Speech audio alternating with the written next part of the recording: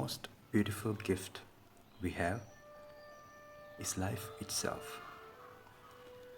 But do we see our life as a burden or an expression of beauty and infinite creativity? The nature of life is a joyful celebration.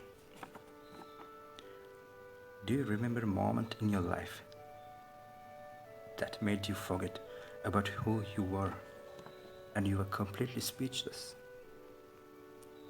Perhaps it was because of a scenery of an inexplicable beauty, or it was by witnessing an event of a childbirth, or by looking at the eyes of your pet dog or a cat. Unfortunately, those moments are usually short-lived. But the truth is that beautiful timeless moment is a small glimpse of your life.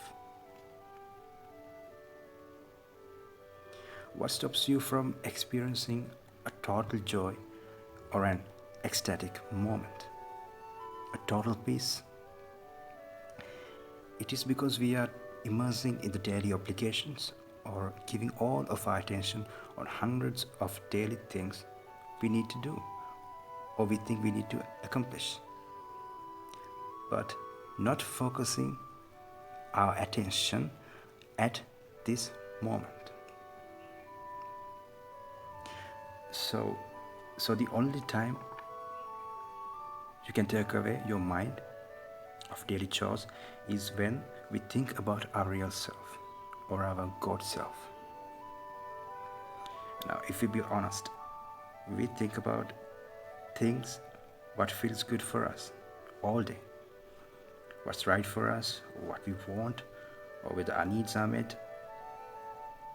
So this continuous bouncing between I and daily worries that seemingly sustain I, the person, is a too big a thing to handle for us humans, and can be completely erase your life from the picture for a while. Remember, we are concerning here is to regain the awareness of the real value of our life, the real value of who you are. There's a saying that the most joyful moment in your life is the moment when you realize who you really are. And that is like saying coming home after a long journey. Now let me further explain this to you from a passage of the Bible, from the words of Jesus, the great teacher. If you can read the section of the Bible, Luke chapter 15, verse 11 to 32, probably you are familiar with this parable, the parable of the merciful father. I'll give you the summary of the parable if you are unfamiliar. Now it starts with this. A father had two sons. The younger rebellious son wanted his share from his father's estate and went on to enjoy his life.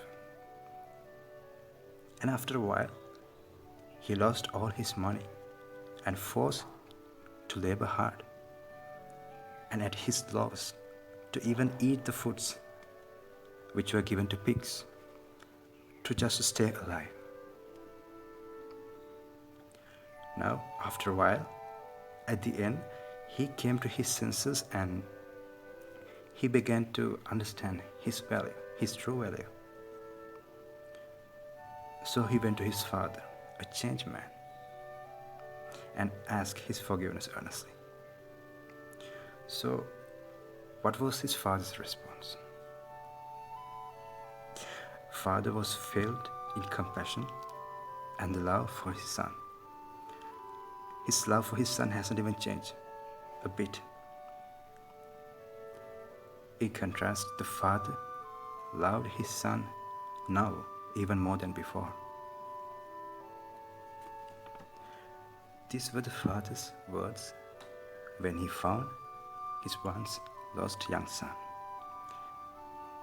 The final verse of the chapter, Luke 15, verse 32 to 33. So what did Father say?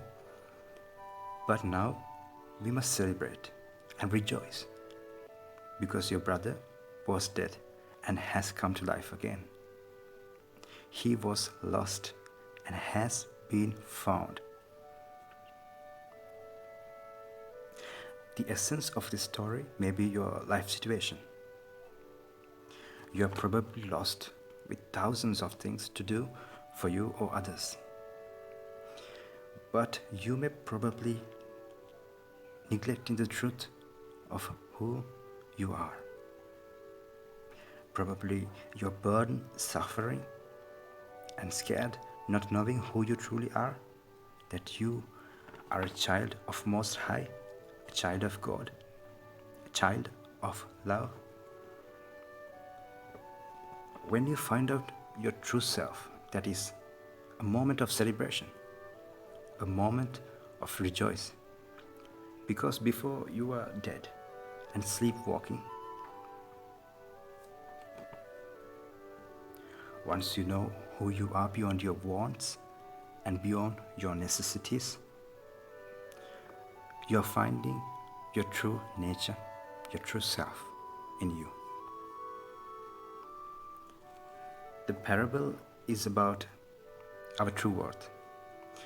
The young rebellious son is us humans.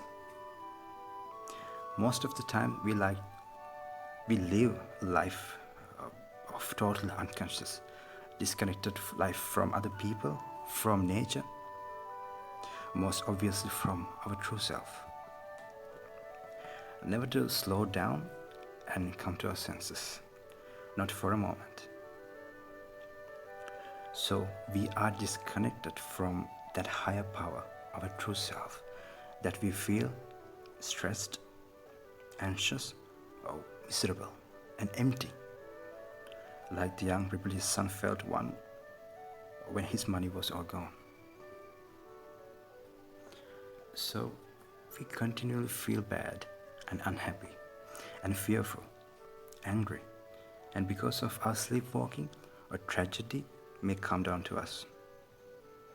It could be in the form of an illness or an accident or loss of your loved one or depression. Those things usually happen, yes, if we continually live an unconscious life. This is how the majority of humans live. As it happens to the young rebellious son, then we are forced to experience of what we have created unconsciously, the effect of our sleepwalking. Yes, just like the rebellious son, to eat from what has fed to pigs. Is this our life story? We normally come to our senses only when a tragedy hits us. But for most people, they never come into senses. You, the listeners, are here because of a good reason, I believe. Because your higher self, the true self within you, is lovingly inviting you to take a breath and be fully come to your senses and look around you. See the beauty of the sky, smell a flower, and truly laugh again. The sense of humor is your seventh sense, I believe. So laugh wholeheartedly and stop worrying. The state of peace and joy and love, which is our true state. It is the state that we humans have real power, our real worth. So at last, I love to state a truth about us all humanity. You are flawless, and there's no limitation to you. You can become anything you love. We all came to this world as whole and complete and pure. We came to this world without knowing any limitation. And we are. You will know your true value only in proportionate to your awareness of who you really are. Who you really are. Of your true self within you.